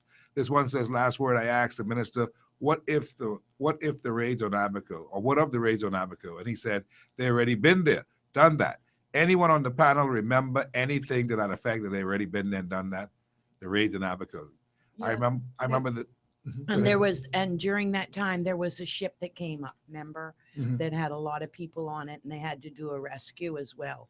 And that was all during that time. That was about a month or so ago. Yeah, that was. Yeah, they actually did something. Another one says here, well, Frank and Margot, I have to join the tit for tat because Mother Pratt take the cake on non-action with crime. But BJ, he take the cake and the bakery. Boo. This person there says, Bahama has been, what's happening here? Says Bahama has been in the making for the past 10 years. Enough time to train anyone. Only experts on that property should be the CEO. This one says, Steve and panel, the illegal migrants are hired by the so-called local business people. The cost of goods and services are priced at the scale of legitimate employees' pay, but there is a real windfall of salary savings if one hires an illegal migrant and underpay versus the standard. You can't go. Okay, that's what that person says. Another one says you can't go. Before you do that, let me just quickly say this. Mhm. Spain has started to fine the employers when it is found that they hire illegals. If that were to happen here, especially on Bay Street, it will be a difference. This one says you can go to no country illegally. It's a crime and it makes one a criminal. End of story. And another one says this here, sweetie.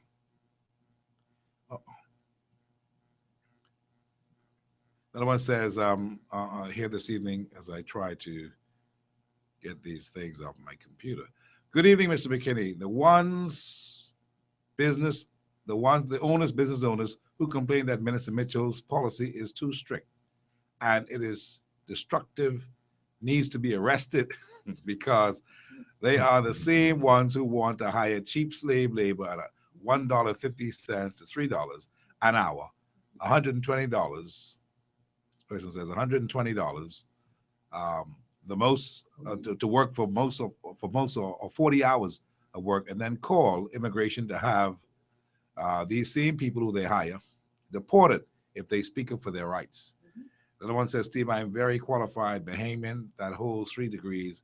Although I am employed, I wanted to be registered. The lady at the department asked me why I registering. I wasn't unemployed. So I'm texting to let you know that we are trying to take our rightful place as Bahamians. This person says, and one of the things that's interesting is that it doesn't matter if you are employed or unemployed. A skill bank is a skill bank. That's what they're talking about. It says Bahamians, those in charge don't really want qualified Bahamians. He says this is what the problem is in the country. They want to hire foreigners. So please, Steve, stop talking up for them. They keep putting up roadblocks to keep us out. Well, that's what that person says. That's not really so. I was able to talk with the gentleman, Mr. Foxen. We even had a radio ad playing on different stations, telling people to go and register if you have those degrees so that you can, in fact, be in the database. And when the people come, see, this is a matter of people coming in to say, you don't have this. I need this person to do this. And I need them badly, and I need the certificate.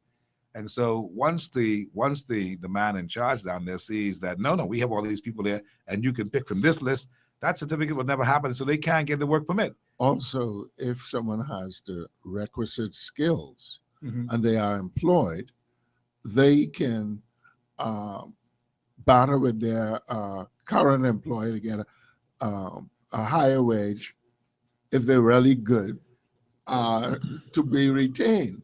Or that employer may lose a very skilled, very qualified, experienced person who knows his system and knows his operations. Yeah. So But those are there are a just lot of surveys going on, That's the way and we go some, back in- somehow I wonder. in other countries. I wonder what's the purpose of some of them. There are a lot of surveys going around. There's the census of population taken, and somehow we still seem not to be able to get the proper questions on those surveys, so that these you need a issues shift in can the be resolved. gentleman, you know, lady, Paul, and you can talk about this for a second before we go into another segment, right? We have a problem here. The prime minister, this present one, he governs by consensus. He believes in putting things around the place, but he also believes in picking these boards that have the same people all the time. Now, one or two individuals on those boards don't make a hill of beans of a difference, and that's what the problem is. What you're talking about, how are we going to get to have the level that you're talking about when we only have a segment of the population, a segment of people involved in the planning, the research of the same things year in and year out, despite the grading factor, despite that some guys are getting old and really should just move on the side? That's not happening. There's no new blood in the system. And we talked about that on another show with young people who are saying, look, we need to see new blood so that we can work some things and we can be encouraged. Frank, I wonder your thoughts on that, because that is obviously a complaint. Even when your nephew was here with us on the show, this is the major complaint, that there's nobody looking for the new blood. They want to keep the same old circle of fellas around. Well, most political leaders work with those who they are most comfortable with. The Obama administration, to the detriment of society. The Obama administration brought in all of the Clinton old people. Why? Because they were Democrats And they were effective. Clinton had one of the moderate. most effective economic The point I'm making regime. is you go with those persons. No, you go who- with effectiveness. Who you are You should. most familiar with. Who are effective. The though. Ingram administration did it. The Pendling administration, the Christie administration is doing it. And it becomes more evident in a small country. And it's not unusual. So as a That's former- one of as a that is former one of the labor leader, it you is- were trying to tell it me is you were one- comfortable with people picking ineffective and incompetent I people. did not say that. Well, why are you I suggesting? am saying that What are you suggesting? the human dynamic is you go with persons you are most familiar with. And they do introduce new blood on the boards. For instance, the president of the BCPOU is the deputy chairman of National Insurance Board. This is his first time on that board. They have a number they have It's for the same organization. That's what I'm saying. Yeah. no, Selected not by the not former not president of the BCPOU, who No. was the minister. no. He was never on Can you the deny it, board. Frank? Can you really deny it? I said he was never on the board. No, what I'm saying is Not the the present person on the minister board. was the former president of the BCPOU. Yes, yes, he was. And the point I make is that he went with someone he's familiar with, whose capabilities he's familiar with, who he believes has the necessary criteria to help carry NIB forward. You almost said that like you believe it. I do believe it. Because if you look at every board that was appointed, you would see some new people on the boards. I've we seen ain't talking about the appointments now. We understand the politics of it, right? But what we're talking about now is moving beyond the politics of it to efficiency, because we have a track record of inefficiency. That's what we're talking about. We don't have the new visions. We don't have the new changes. We just have the same old status quo and repeating the same old errors time after time after time again. It's time to break that. Well, we see what is happening in the Bahamas. The Bahamas not getting ahead. We just put a burden on the people of 7.5% on every purchase that they make, of every service I believe that that they get, because I believe that would failing. help take us out of That's because we are failing. That's because we have been the national inefficient. debt, unless we do something about it, Mr. Moultrie, will really be a burden on not only the present generation, but future I generations. agree with that, but I'm saying how we got to this point, that we have to place this burden on it. We got to this point because of political decisions Well, it's the and politicians that make the inefficiency. decisions. That is the way democratic governments work. So you want to continually endorse that and Well, continually put more let's go and to more let's go burden? to dictatorship. Maybe we should appoint you. Anyway, gentlemen, lady, tonight on the panel, Margot Blackwell, Frank Garner, Paul Monson, Hanson Moultrie. There is one item that we must touch tonight on the panel, and that is the fact that the justices have decided to do something in the United States as far as the Supreme Court, as far as these gay marriages are concerned. Now, of course, you know how that is. There are some people in the Bahamas who are feeling pretty good about that, feeling chipper. That boy, we next. You know, some people who feel that we next. And I wanted to spend a few minutes on this because first thing I've got to do is read an urgent communique from Dr. Elwood Donaldson. And he says to me, he calls me up on the phone and says, "This is a communique from Dr. Elwood Donaldson. The Christians have been routed. And as a result of the Christian being routed, as a result of this particular decision, 5-4, by the Supreme Court in the United States on gay marriages, he says, run and hide and don't let the others find you, for they may get you and deal with you." He says, I repeat, this is a communique from Dr. Elwood Donaldson. The Christians have been routed. Go and find a safe place. And then, of course, there's laughter because what doctor is really saying, well, my God, look at where we are. And now, in a minute, our own people will be here also with their signs. And some are smiling very, very slyly now, saying that, boy, it's soon our time. What are your thoughts about this whole matter? Because, you know, this is something that a lot of people are talking about, not only here in the Bahamas, but around the world. And certainly many people in the United States are very happy. In Canada, they're very happy. In other places that are more liberalized in their thought processes. But in the Bahamas, there are many people who are very happy. And they say, we endorse this. Can I start with Margot tonight? This is one of your favorite topics, Margot. Well, yes. Well, I don't know if it's one of my favorite topics, but it is a topic that I have been following and been very fascinated by and looking at it from a biological perspective. And I've said on this show before, more than one occasion, that I actually sent you guys a link, hoping you would look at it before the show so that you could, and before the ruling, so you guys could have some sense of it. And the truth is that we are what our brains are, and our brains are formed like the rest of us as we grow in utero and then we're born, and we have DNA, and we have a hardwiring in our brains that So can- what you're saying is that people are born this way. Yes, there is now enough evidence to show us from the work that's being done on the last frontier, really, which is the brain and how it works and how we have consciousness and all of that kind of thing, that suggests that in utero, particularly with mothers that are stressed, that between the 4th and the 8th month, that the hormones that help to frame the brain and do the wiring actually form different types of brains in what might be a physically gender different body. Is this the same thing that would happen with people who we call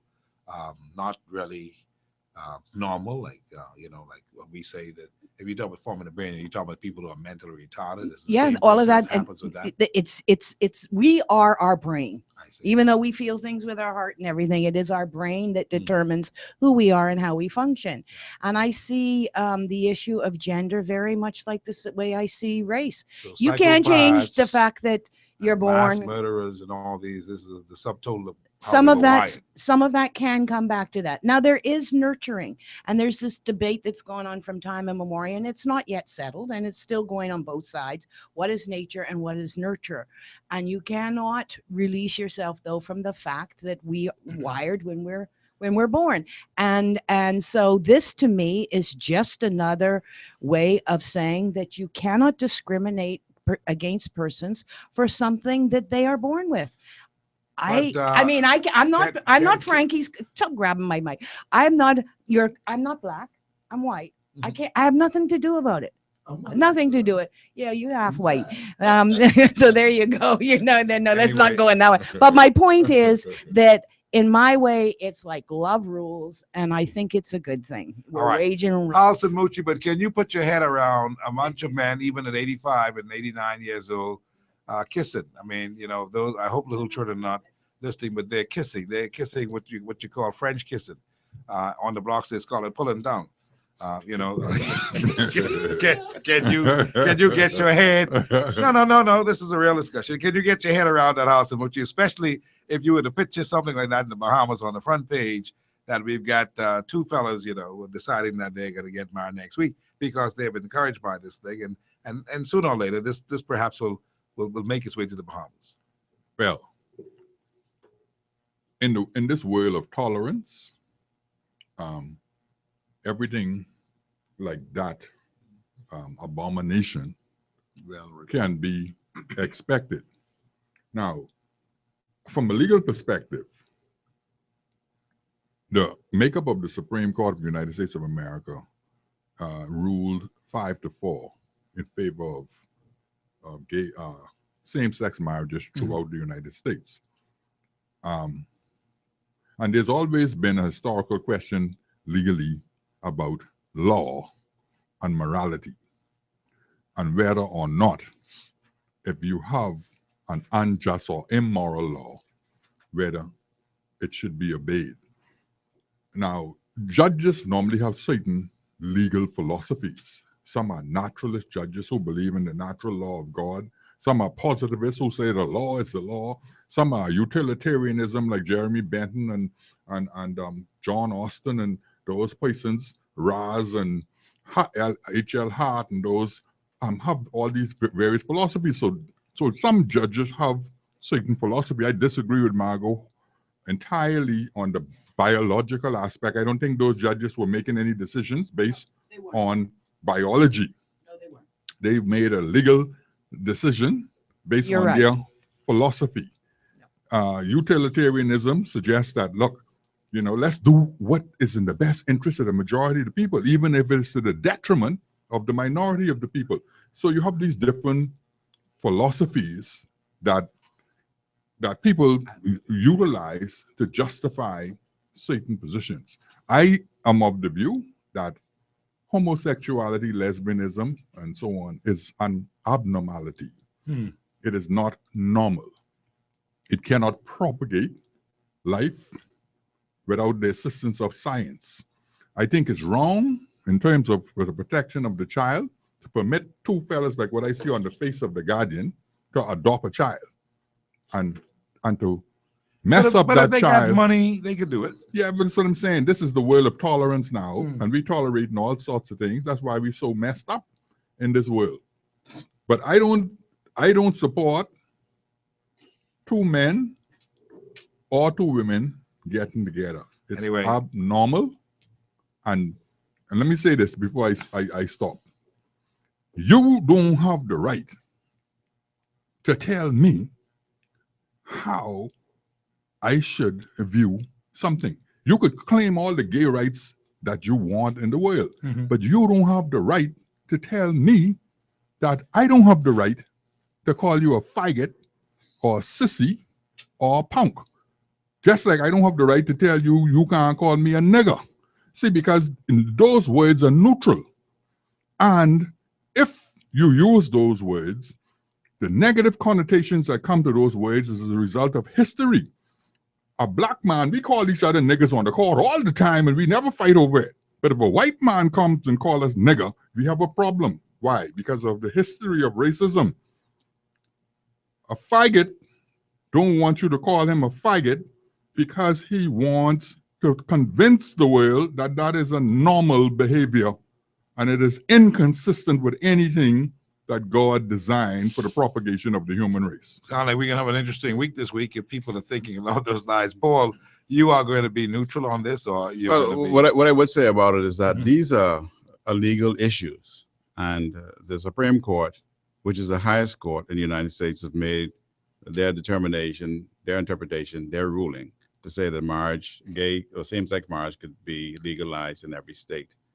But in my own mind, there comes a situation where the Constitution itself, our Constitution and the United States Constitution, speaks about, having a right to believe.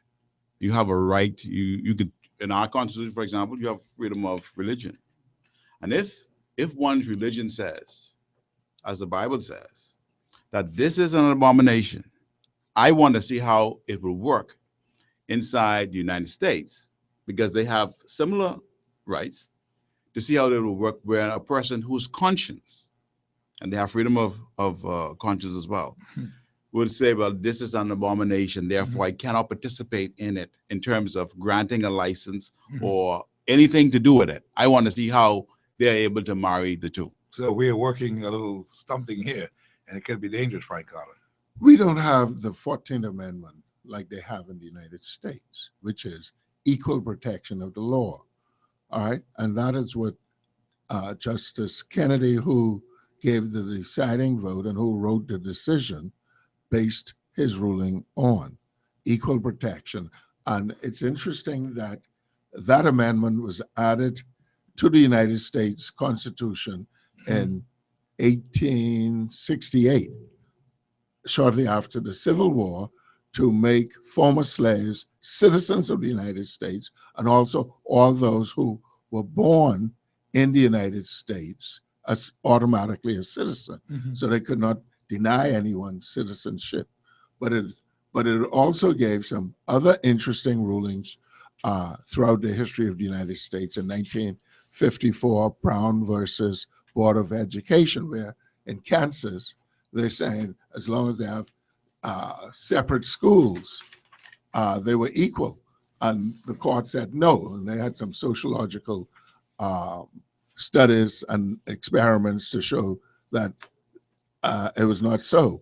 Abortion, Wade versus Roe, and now we have this large case. Massachusetts was the first state to put it to their people.